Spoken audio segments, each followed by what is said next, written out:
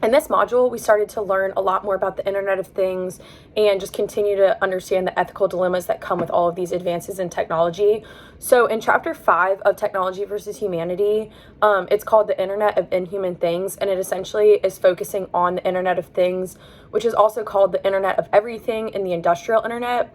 And so the Internet of Things is basically when everything and everyone is virtually going to be connected. So sensors are just going to be embedded into like every object, and then are going to be connected, and AIs and other predictive analytic like softwares are going to be able to help read, understand, and analyze that data. And so there are some benefits to it, but then there's also a lot of negatives and just like dangers that come with it, especially with security. And so like the author kind of poses the question of like, yeah, Internet of Things, it may help with optimization and hyper efficiency, but what's going to happen to human interactions? If we have all of these analytics that are connected to all of our objects, like, do we really need human interaction?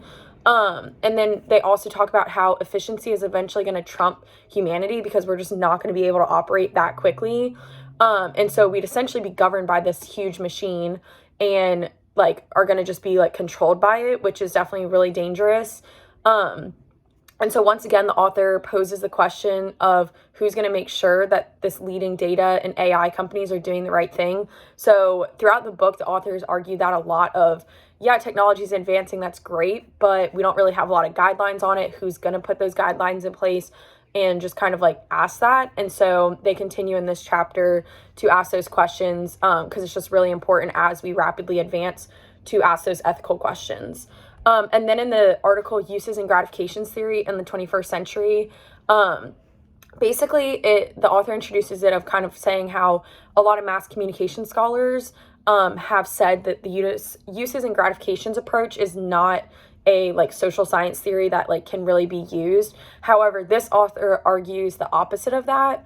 And they basically said that like talking about any like future direction or advances of mass communication must include the uses and gratifications approach, because with the emergence of those computer mediated communications, it has made the uses and gratifications approach a lot more significant again.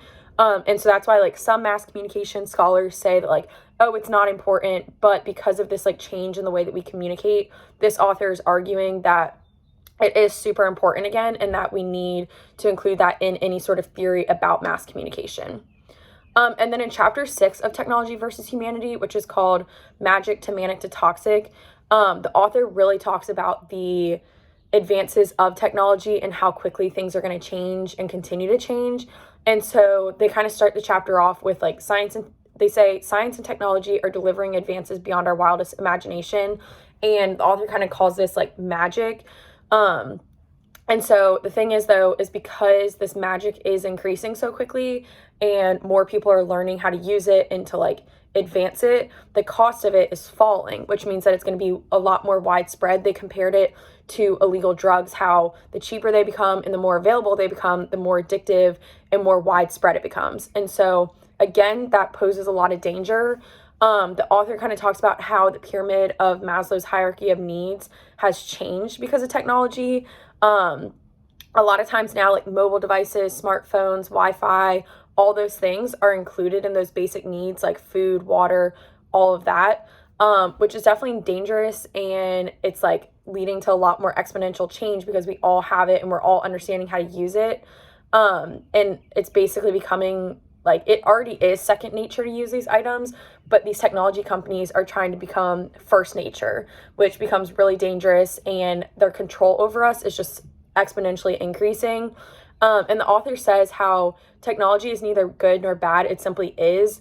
And right now, as they've mentioned before, like we're at that pivot point where we need to decide exactly what is evil, what is not, how we want to use technology.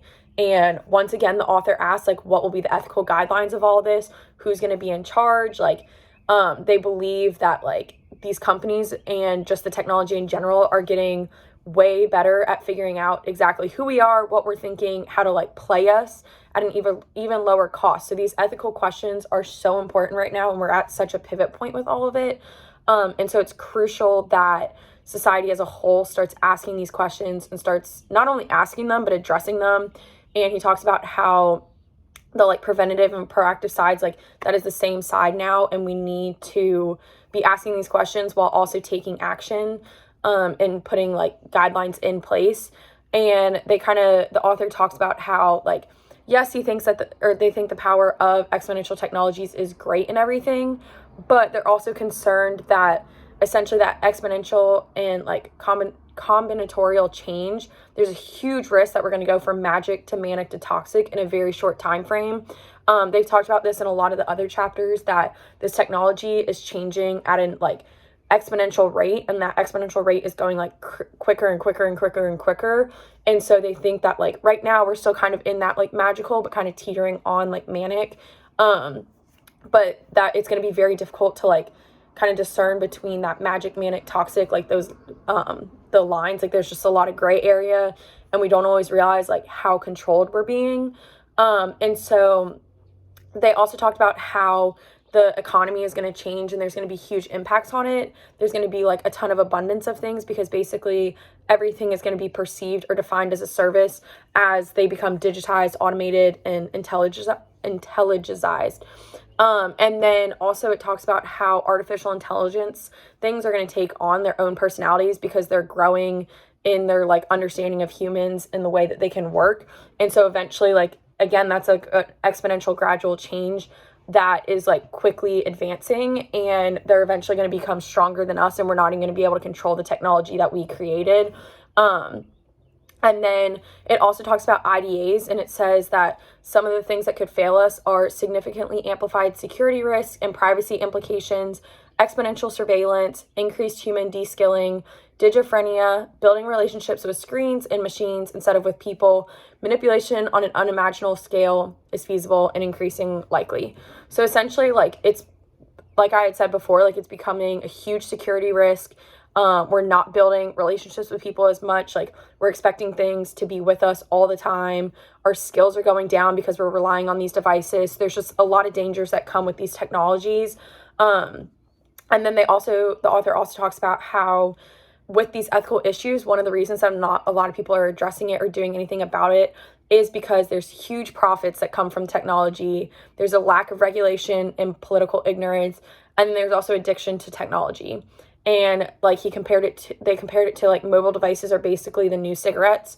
So it kind of goes along with that like illegal drug analogy.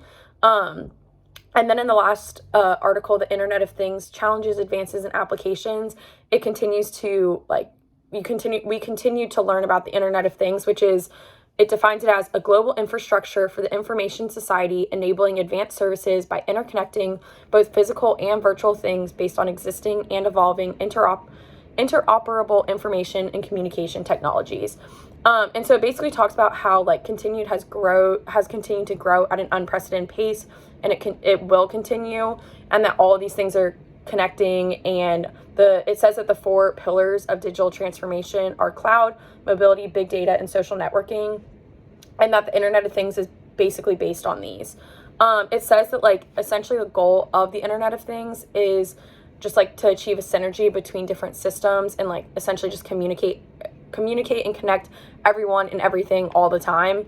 And so, like I said, it just reintroduces the Internet of Things. And so all of these articles this week kind of connected, like both chapters of Technology versus Humanity asked a lot of ethical questions, and said, like, the author basically said, like, someone needs to be responsible for what's happening, and it needs to happen quickly. And then they also focused on how quickly technology is advancing and will continue to grow and change. And then, as I mentioned earlier, the Internet of Things is basically the main topic of this module, but the ethical dilemmas continue to be argued and introduced throughout all of the articles, and just like how rapidly things are changing.